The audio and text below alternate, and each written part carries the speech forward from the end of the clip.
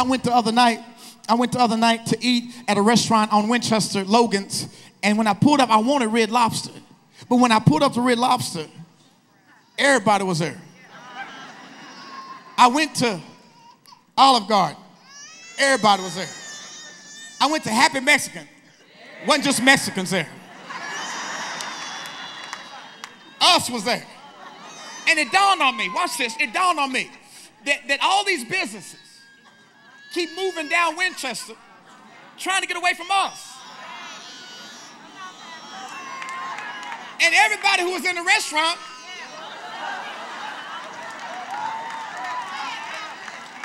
I'm trying to wonder, why do they keep trying to move away? And everywhere they go, we are. And God reminded me that pretty soon they're going to run out of Winchester.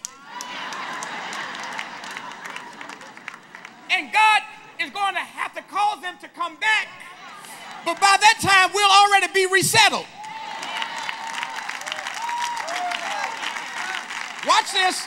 He says, once again, I will resettle them. God have mercy. I will resettle them in the lands that they said was desolate. And I will cultivate the land that they left back as trash. I'm preaching Bible. Stay with me. The other day, Yolanda was in a beauty shop, and she said she heard an older woman who was prophesying to a young man in the beauty shop, and she was telling that young man, she said, son, you're going to have to make some decisions this week and turn your life around, because God is turning this thing around, the economy around. It don't look like it, it don't feel like, but he's turning around. While she was prophesying to the young man, she kept staring at Yolanda. She couldn't understand why she was prophesying words to him that were relevant for us. Because Yolanda is the chief financial officer of the church, and she was hearing the woman prophesy to him what was meant for us. Because she's the one that has to write the checks. She's the one that realizes that we are $300,000 less than what we took in last year. She's the one that gets emergency assistance requests from y'all who are saying, I can't pay my rent, I don't have any food to eat. She's the one that writes checks out of faith, hoping that the tithes pick up and we'll be able to pay our bills and help our people out. She heard the woman prophesying to her and say, it don't look like it, it don't feel like it, but God. And she began to cry because she heard in the spirit, God is getting ready to turn this thing around. And the only reason we're still here is because God has initiated our turnaround. Watch this, but watch this. What he's getting ready to do ain't got nothing to do with your faithfulness. Watch this. Come here, come here, come here. If it was up to your faithfulness, you'd still be broke. If it was up to you tithing even when you were scared, you'd still be broke. If it was up to how consistent your prayer life is, you'd still be broke. But watch this. The thing that God's getting ready to do in this next season is because he's protecting his reputation.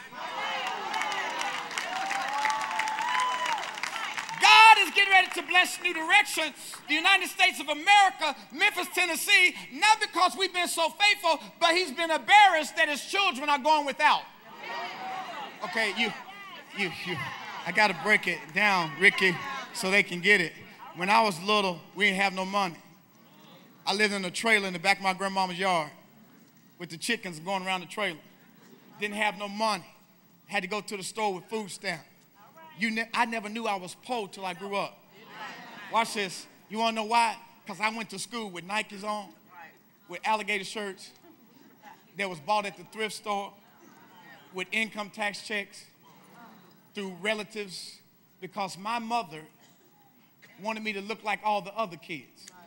Watch this. Listen, I'm not being materialistic. I'm trying to teach you something. She wanted me to be clean and look presentable because I was her child. She went without so I could have. Because when her kids walked around town, she didn't want nobody saying Carolyn's kids are nasty. As opposed to saying that, they would say your kids always look good. We had grease on our forehead. She licked her hand before we went out. And our kids always look good because she didn't want to embarrass the family name. Did you know you were God's child? And God is not going to embarrass himself. You call yourself a Christian, God's not going to keep it. God's saying, I've seen you suffer too long for the mistakes you made. I've seen you suffer too long for the bad decisions you made. But I'm not going to allow you to keep on walking around looking raggedy and looking toe up because you belong to me. And I'm not going to allow you to embarrass my name because I'm a sovereign God. David was right. I was once young and now I'm old. I've never seen the righteous forsaken, nor his seeds in the streets begging for bread. My children shouldn't have to cry at the gas pump. My children shouldn't have to sleep in the car because they got evicted. My children should not be unemployed when they want to work. God is embarrassed and he's getting ready to turn this thing around.